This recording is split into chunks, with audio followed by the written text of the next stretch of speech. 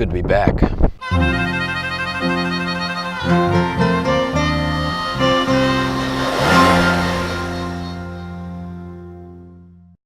I am in Arizona today, back in the great state of Arizona. Originally, I was scheduled to play in Phoenix today, but there was a preseason Seahawks game at this Seahawks bar in Phoenix, and where I was going to play, so they canceled the show.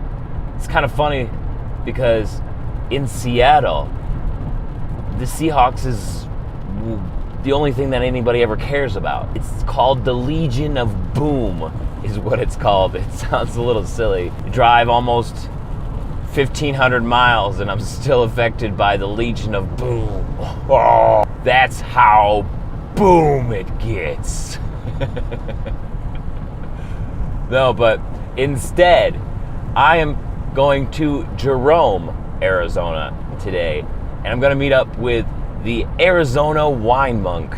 Cody Vladimir Burkett is the wine monk of Arizona, and he does these podcasts. He records podcasts, and when I was living in Arizona, I got a hold of him because I kind of just stumbled across his podcast as I was doing research for Dusty Vines. I got a hold of him to see if I could help him edit the podcast. So I've just been editing his podcast for, I don't know, like a year or two now, I guess. So I'm gonna meet up with him and we're gonna record a podcast today in Jerome, Arizona.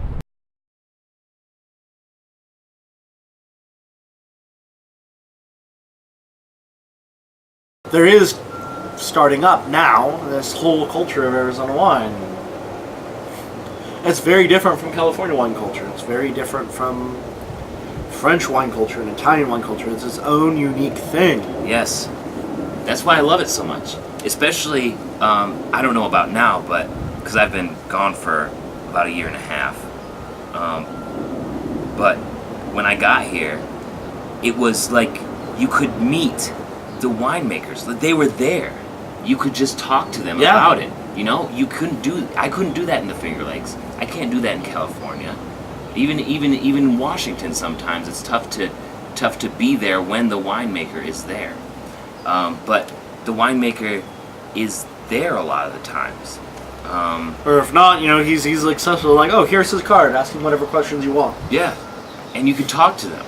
And I think that's what made me realize that what people are trying to do is so similar, because what winemakers are trying to do and sort of interpret the land through the wine and through their harvest of the grape is exactly the same thing about what some musicians are trying to do with interpreting the stories that they hear from people or the experiences that they have every so often, you know?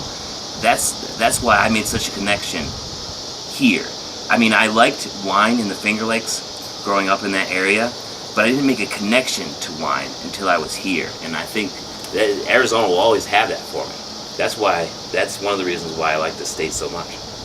And speaking for myself, you know, someone who's been drinking Arizona wine essentially since I was 22. I had an Arizona wine on my 21st birthday, but it was from Coca-Cola Vineyard, so it was horrible. And it set me off of Arizona wine for an entire year, because that's how bad it was. Thank God. Funny story. And I think I mentioned this in the podcast I did with Stronghold, with Corey and John Scarborough. Mm-hmm. The vineyard that Coca-Cola Vineyard used to own, is Bonita Springs Vineyard from Arizona Stronghold now. So the very first Arizona wine I had was a Gewürztraminer, and it was horrible. I had last year a Gewürztraminer from those same vines, made by different people. And vines were cared for differently, and all these different things, and it was the best Gewürztraminer I've ever had outside of Germany. And it's just like, wait, you're telling me that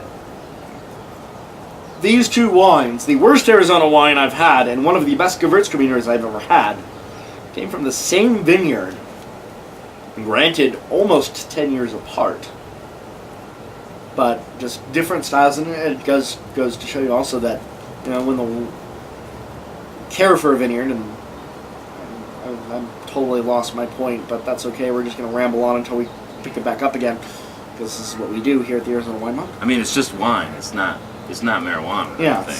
it's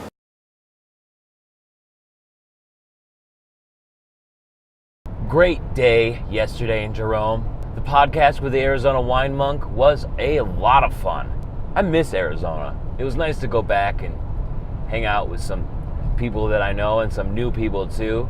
But now it's off to Gallup, New Mexico. Have a show at the Cole Street Pub tonight. And I'm looking forward to it.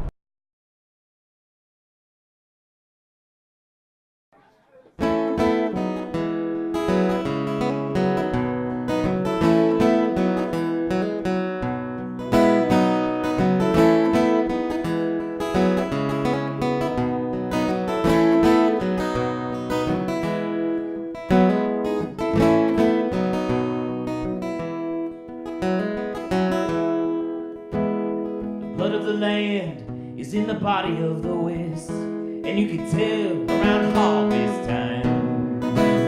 Yeah, the fruits of labor make it a grand one to savor, along with the struggle in the vine. You could make it on down to the Cochise County line with the arid air in your nose. Taste the toils and the triumphs and feel the trails of the markets without leaving to see where it grows. And I'll raise my glass up high. I'll raise my glass to the sky and toast to the whole desert away.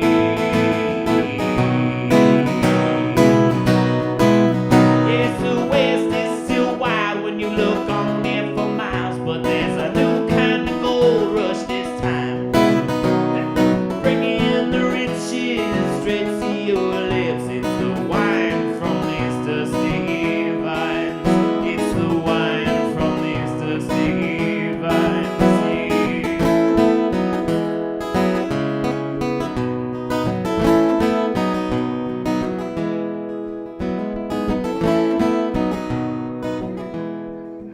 This has been the land of the fighters since we learned what it offered, and it's always rewarded the tough.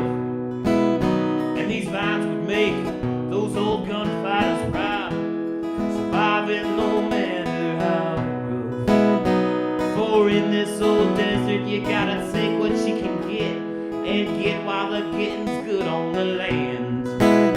When the hard winds bring in the rain from the south, you can get clusters that fit in both hands. And I'll raise my glass up high.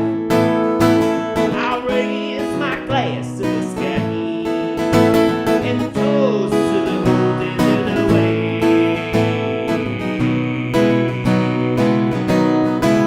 Yes, the west is still wide when you look on it for miles.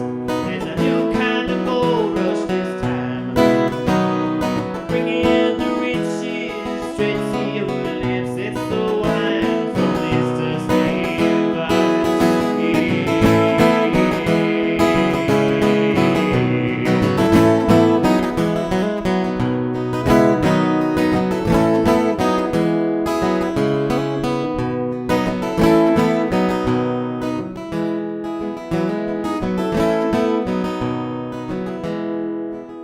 I'm going up on the mesa with my dusty vino, and I'm watching the sun go down. I revel in the land's beauty and the wine in the glass, and the fact that it came from its ground.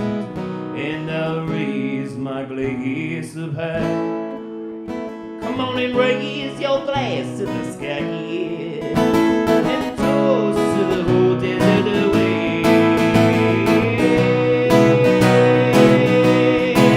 Yes, the west is still wide when you look on it for miles, but there's a new kind of gold rush this time. Bringing the riches straight to your lips. It's the